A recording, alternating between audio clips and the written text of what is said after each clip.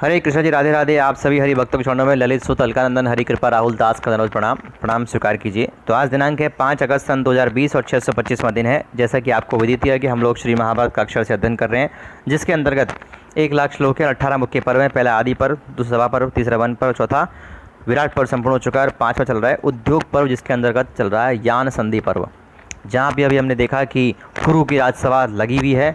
कौरव सभा के अंतर संजय पांडवों से मिलकर लौट आए हैं और अर्जुन का संदेश वो सुना चुके हैं। अब और क्या सुनाने वाले हैं? धृतराष्ट्र को युधिष्ठिर महाराज का संदेश भी सुनाने वाले हैं। तो आइए देखते हैं उस राजसभा में क्या होता है। पहले की बात ही थोड़ा सा हरिनाम संकीर्त यज्ञ, फिर इसमें प्रवेश। राधे कृष्णा कृष्णा कृष्णा राधे राधे, राधे श्याम श्याम श्यामा राधे राधे, राधे कृष्णा कृष्णा कृष्णा राधे राधे, राधे श्याम श्याम श्यामा राधे राधे, हरे कृष्णा कृष्णा कृष्णा हरे हरे, हरे राम राम राम हरे हरे, राम राम हरे हरे, राम राम हरे हरे। हरे कृष्णा जी, बहुत बहुत साधुवाद, धन्यवाद आपका जो आपने मेरे साथ दिया। आइए अब गुरुदेव और भगवान की आज्ञा का पालन करते हुए श्री महाभारत के प्रथम श्लोक का स्मरण करके इसमें प्रवेश करते हैं। नारायण नमस्कृत्यं नरं चैव नरोत्तमं देवीं सरस्वतीं व्यासं ततो जयम् उदीरयेत् नस्य प्रायेषु भद्रेषु नित्यं। महाभारतस्य वै भगवते उत्तम श्लोके भक्ति नैष्टिकी। हरे कृष्ण कृष्ण कृष्ण हरे हरे, हरे राम राम हरे हरे। ग्रंथराज श्री महाभारत की जय, समस्त गुरुजनों की जय, समस्त वैष्णवों की जय। कृष्ण प्रिय से तुलसी महारानी, भक्ति देवी, वृंदा देवी, वैष्णवी माता की जय। आप सभी हरिभक्तों की जय। जय जय श्री राधे। हरे कृष्ण जी। तो दिनांक है 5 अगस्त सन 2020, 626वां दिन, 49वां अध्याय।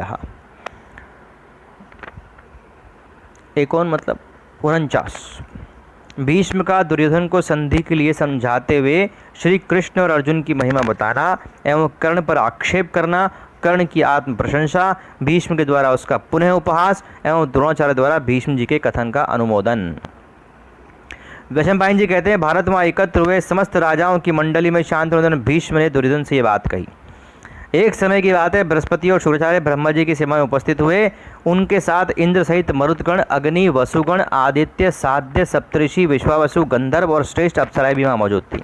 ये सब देवता संसार के बड़े बूढ़े पितामह ब्रह्मा जी के पास गए और उन्हें प्रणाम करने के पश्चात उन लोकेश्वरों को सब ओर से घेर कर बैठ गए। इसी समय पुरातन देवता नरनारायण ऋषि उधर आ निकले और अपनी कांति तथा ओज से उन सबके चित्त का तेज सा अपहरण करते हुए उस स्थान को लांग कर चले गए। यह देख बृहस्पति जी ने ब्रह्मा जी से पूछा, पितामह ये दोनों कौन हैं जिन्होंने आपका अभिनंदन भी नहीं किया? हमें इनका परिचय दीजिए। ब्रह्मा जी बोले, बृहस्पति ये जो दोनों महान शक्तिशाली तपस्वी पृथ्वी और आकाश को प्रकाशित करते हुए हम लोगों का अतिक्रमण करके आगे बढ़ गए हैं, ये नर और नारायण हैं। ये अपने तेज से प्रज्वलित और कांति से प्रकाशित हो रहे हैं। इनका धैर्य और पराक्रम महान है। ये अपनी तपस्या से अत्यंत प्रभावशाली होने के कारण भूलोक से ब्रह्मलोक में आए हैं, यानी भूलोक मतलब पृथ्वी से ब्रह्मलोक में आए हैं। इन्होंने अपने सत्कर्मों से निश्चय ही संपूर्ण लोगों का आनंद बढ़ाया है। ब्रह्मन ये दोनों अत्यंत बुद्धिमान और शत्रुओं को संताप देने वाले हैं। इन्होंने एक होते हुए भी असुरों का विनाश करने के लिए 2 शरीर धारण किए हैं। एक होते हुए भी देवता और गंधर्व सब इनकी पूजा करते हैं। वैशंपायन जी कहते हैं, जन्मेजय ब्रह्मा जी की बात सुनकर इंद्र, बृहस्पति आदि देवताओं के साथ उस स्थान पर गए हुए उन दोनों ऋषियों ने तपस्या की थी। उन दिनों देवासुर संग्राम उपस्थित था और उसमें देवताओं को महान भय प्राप्त हुआ था। अतः उन्होंने उन दोनों महात्मा नर नारायण से वरदान मांगा। भरत श्रेष्ठ देवताओं की प्रार्थना सुनकर उस समय उन दोनों ऋषियों ने इंद्र से कहा, तुम्हारी जो इच्छा हो उसके अनुसार वर मांगो। तब इंद्र ने उनसे कहा, भगवान आप हमारी सहायता करें। तब नर नारायण ऋषियों ने इंद्र से कहा, देवराज तुम जो कुछ चाहते हो हम वह करेंगे। फिर उन दोनों को साथ लेकर इंद्र ने समस्त दैत्यों और दानवों पर विजय प्राप्त करी। एक समय शत्रुओं को संताप देने वाले नरस्वरूप अर्जुन ने युद्ध में इंद्र से शत्रुता रखने वाले सैकड़ों और हजारों पौलोम और कालखंज नामक दानवों का संहार किया। उस समय वे नरस्वरूप अर्जुन सब और चक्कर लगाने वाले रथ पर बैठे हुए थे। तो भी उन्होंने सबको अपना ग्रास बनाने वाले जंब नामक असुर का मस्तक एक भल्ले से काट गिराया।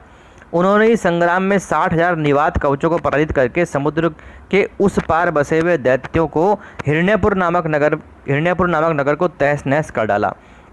शत्रुओं के नगर पर विजय पाने वाले उन महाबाहु अर्जुन ने खांडव दाह के समय इंद्र सहित समस्त देवताओं को जीतकर अग्निदेव को पूर्णतः तृप्त किया था। इसी प्रकार नारायण स्वरूप भगवान श्री कृष्ण ने भी खांडव दाह के समय दूसरे बहुत से हिंसक प्राणियों को यमलोक पहुंचाया था। इस प्रकार ये दोनों महान पराक्रमी हैं। दुर्योधन, इस समय ये दोनों एक दूसरे से मिल गए हैं, इस बात को तुम अच्छी तरह देख लो और समझ लो। परस्पर मिले हुए महारथी वीर कृष्ण और अर्जुन पुरातन देवता नर और नारायण ही हैं। नर और नारायण कौन है? ये बात विख्यात है। नर अर्जुन है और नारायण भगवान श्री कृष्ण। इस मनुष्य लोक में इन्हें इंद्र सहित संपूर्ण देवता और असुर भी नहीं जीत सकते। ये कृष्ण नारायण हैं और अर्जुन नर माने गए हैं। नारायण और नर दोनों एक ही सत्ता है, परंतु लोकहित के लिए दो शरीर धारण करके प्रकट हुए हैं। ये दोनों अपने सत्कर्म के प्रभाव से अक्षय और ध्रुव लोक को व्याप्त करके स्थित हैं। लोकहित के लिए जब जब जहाँ जहाँ युद्ध का अवसर आता है तब तब वहाँ ये बार बार अवतार ग्रहण करते हैं। दुष्टों का दमन करके साधु पुरुषों एवं धर्म का ही संरक्षण इनका कर्तव्य है। ये सारी बातें वेदों के ज्ञाता नारद जी ने समस्त वृष्णिवंशियों को सम्मुख कही थी। वत्स दुर्योधन, जब तुम देखोगे कि दोनों सनातन महात्मा श्री कृष्ण और अर्जुन एक ही रथ पर बैठे हैं, श्री कृष्ण के हाथ में शंख चक्र और गदा है और भयंकर धनुष धारण करने वाले अर्जुन निरंतर नाना प्रकार के अस्त्र लेते और छोड़ते जा रहे हैं, तब तुम्हें मेरी बात याद आएगी।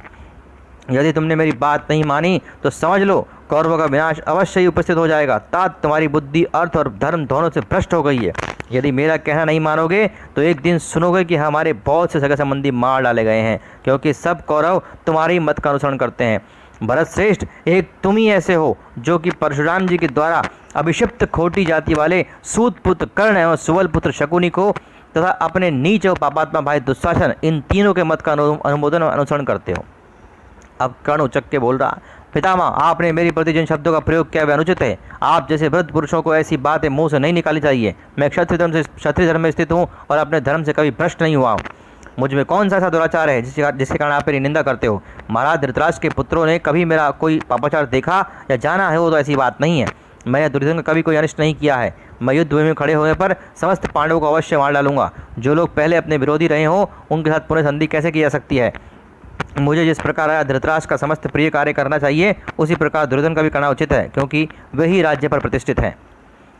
वैशंपायन जी कहते हैं, महाराज जन्मेजय कर्ण की बात सुनकर शांतनुनंदन भीष्म ने राजा धृतराष्ट्र को संबोधित करके पुनः इस प्रकार कहा कि हे राजन, ये कर्ण जो प्रतिदिन ये डींग हाँक करता है कि मैं पांडवों को मार डालूंगा, वह व्यर्थ है।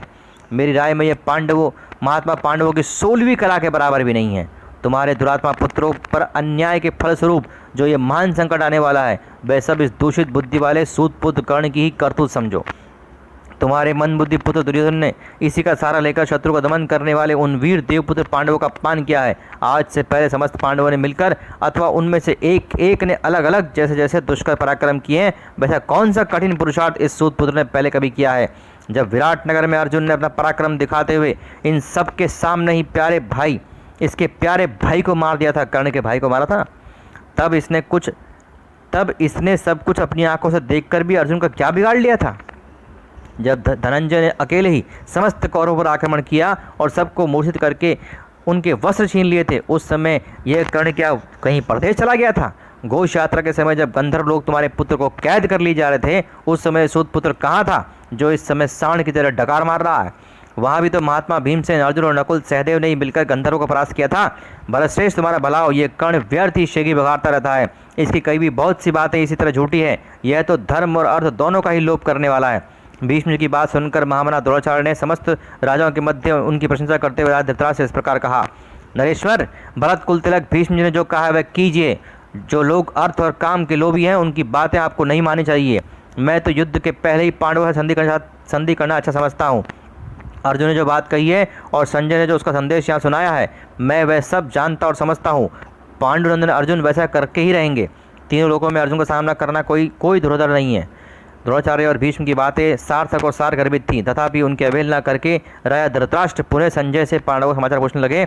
जब राजा धृतराष्ट्र ने भीष्म और द्रोणाचार्य से भी अच्छी तरह वार्तालाप नहीं किया, तब समस्त कौरव अपने जीवन से निराश हो गए। इति श्री महाभारते उद्योग पर्वणि यान संधि पर्वणि भीष्म द्रोण वाक्य 49 संपूर्ण है। तो साहब ये अध्याय पूरा हुआ। अब आगे का कल मारेंगे, तब तक हरे कृष्ण कृष्ण कृष्ण हरे हरे, हरे राम राम राम हरे हरे, इस महामंत्र का जप कीजिए। हरे कृष्ण।